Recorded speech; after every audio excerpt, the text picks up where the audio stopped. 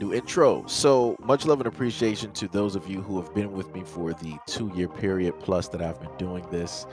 Thank you for showing your love and support to the channel. And to anybody else who is brand new to the platform and you would like to support the channel, also you can do it by way of Patreon, Anchor, the clothing store, and also the shoe shop that is listed in the comment description below.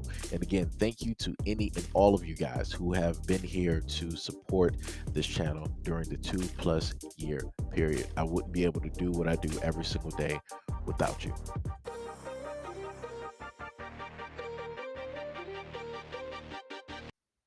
All right, like I said, it's a shame that I got to start doing intros like this, but YouTube, before you want to decide to listen to the people that like to flag my videos and report my videos, and you want to just strip down and ban videos, this is the image of the actual information where I'm getting it from. This is from the New York Senate.gov slash legislation slash bills slash 2021 slash A416. This video is about the assembly bill that is in the New York State Senate, Assembly Bill A416. All of the information is being read directly from that government page. So I'm just letting people know, if this video magically disappears,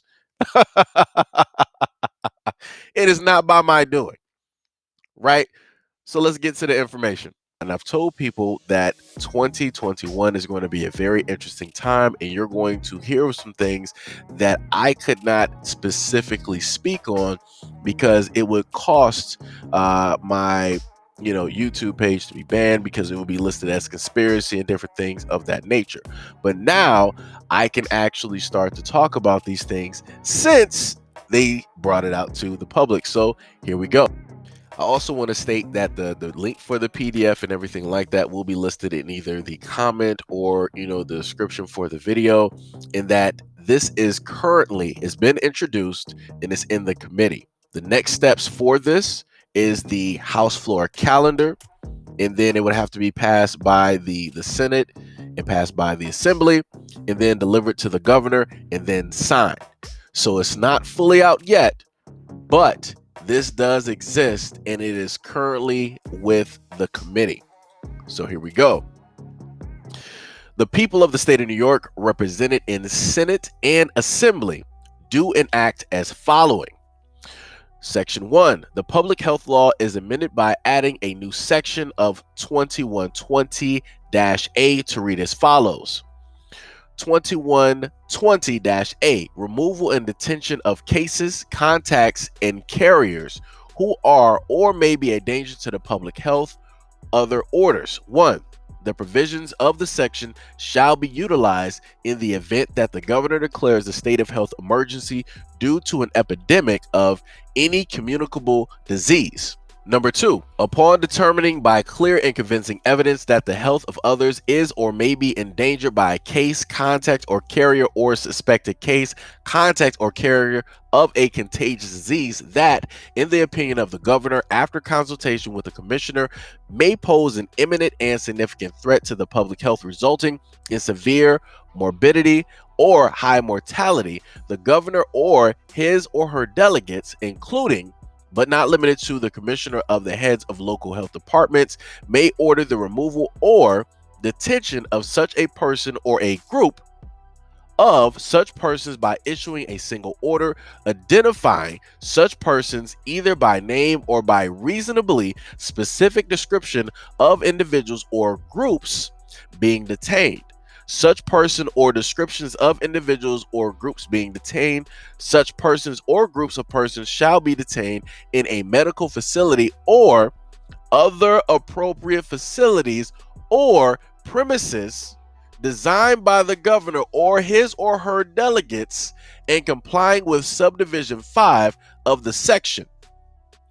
Number 3.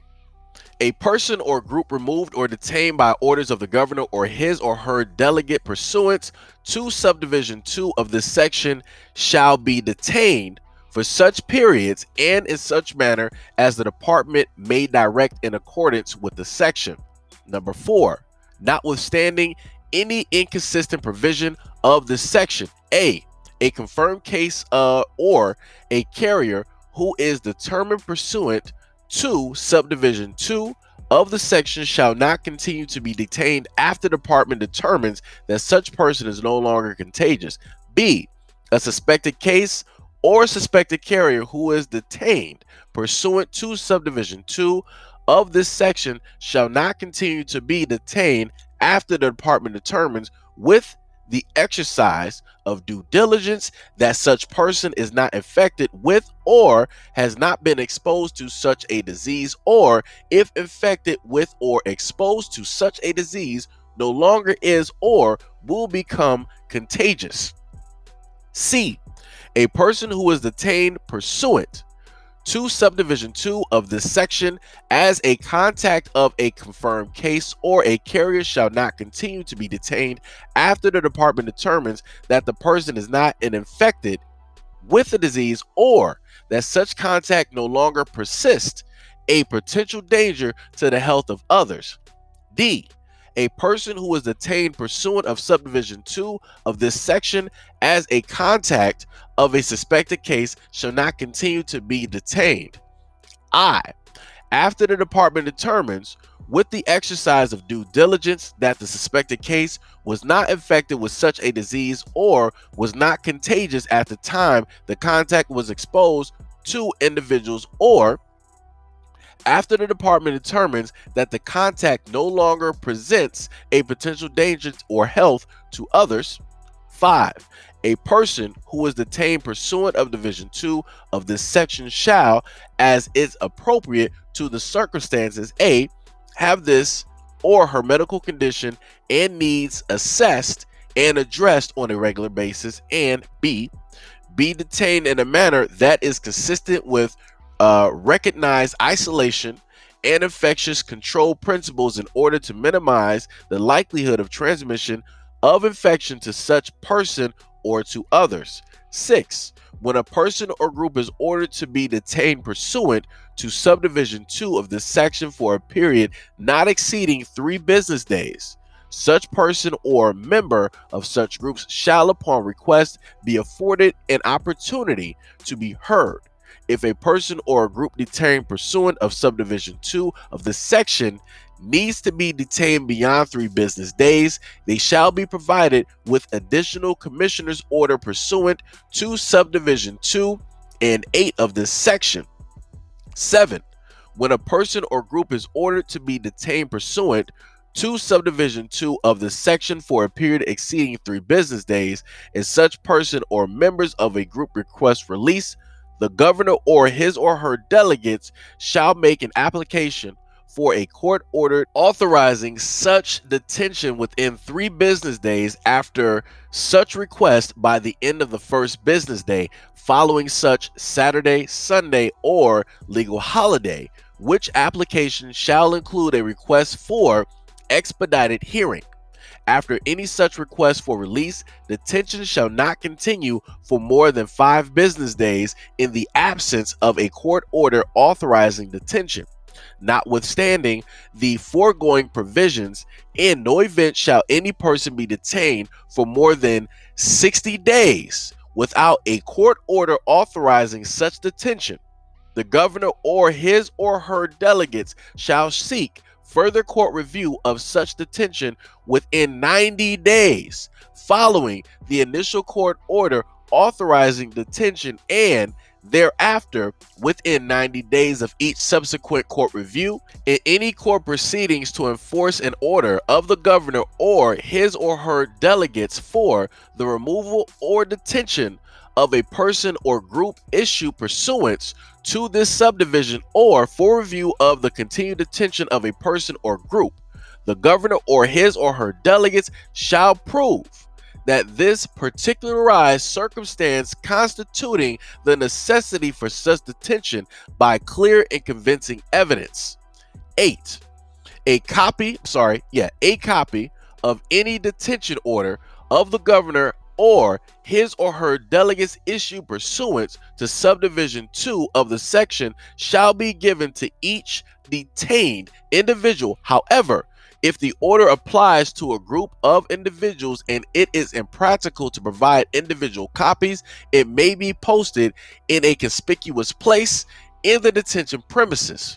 Any detention order of the commissioner issued pursuant to subdivision 2 of this section shall set forth the purpose of the detention and the legal authority under which the order is issued, including the particular section of this article or law or other laws or regulations. II.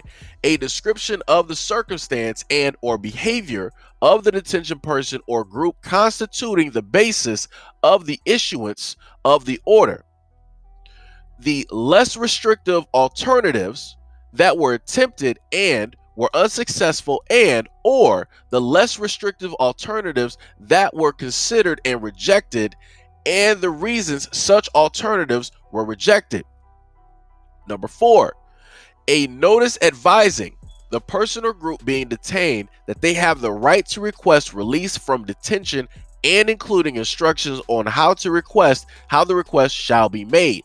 5, a notice advising that the person or group being detained that they have the right to be represented by legal counsel and that upon request of such persons or groups, access to counsel will be facilitated to the extent feasible under circumstances.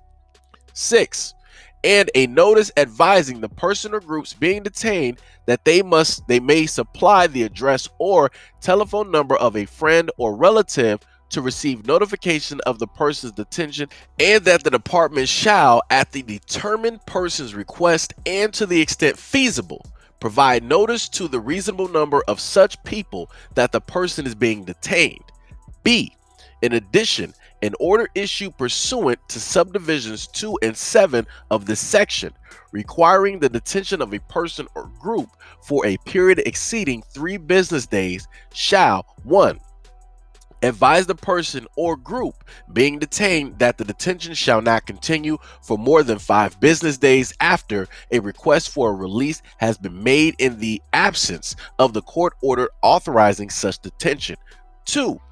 Advising a person or group being detained that, whether or not they request release from detention, the governor or his or her delegates must obtain a court order authorizing detention within 60 days following the commencement of detention, and thereafter must further seek court review of detention within 90 days of such court order and within 90 days of each subsequent court review, and advise the person or group being detained that they have the right to request the legal counsel be provided, that upon such request counsel shall be provided if and to the extent possible under the circumstances, and that if counsel is so provided, that such counsel will be notified that the person or group has requested legal representation.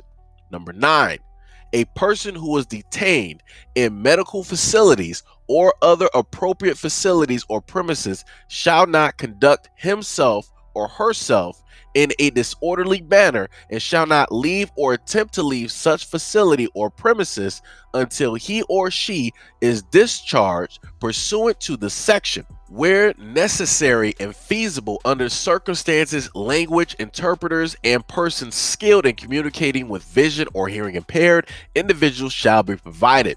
The provisions of this section shall not apply to the issuance of order pursuant of 11.21 of New York City Health Code. 12. In addition to the removal or detention orders referred to in subdivision 2 of the section, and without affecting or limiting any other authority that the commissioner may otherwise have, the governor or his or her delegates may, in his or her discretion, issue and seek enforcement of any other orders that he or she determines are necessary or appropriate to prevent dissemination or transmission of contagious diseases or other illnesses that may pose a threat to the public health, including but not limited to orders requiring any person or persons who are not in the custody of the department to be excluded, to remain isolated or quarantined at home or at a premises of such person's choice that is acceptable to the department and under such conditions and for such periods of times as will be transmissions of the contagious disease or other illnesses, to require the testing or medical examination of persons who may have been exposed to the infection by a contagious disease or who may have been exposed or contaminated with dangerous amounts of radioactive material or toxic chemicals, to require an individual who has been exposed to or infected by a contagious disease or completed an appropriate prescribed course of treatment, preventative, medical, or vaccination, including directly observed therapy, to treat the disease and following infectious control provisions for the disease, or to require an individual who has been contaminated with dangerous amounts of radioactive material or toxic chemicals such that said individual may present a danger to others, to undergo decontamination procedures deemed necessary by the department. Such person or persons shall, upon request, be afforded an opportunity to be heard, but the provisions of subdivision 2 through 11, this section shall not otherwise apply. 13. The provisions of this section shall not be construed to permit or require the forcible administration of any medication without a prior court order. Like I said, and I told people before, 2021 is going to be a very, very interesting year. And this is not the first thing that you're going to hear that should technically be eye-opening and make you understand how problematic a lot of things are. There's going to be more things similar to this and worse that are going to end up coming out in the future. But let me know what you guys think about this in the comment section in this video. All right.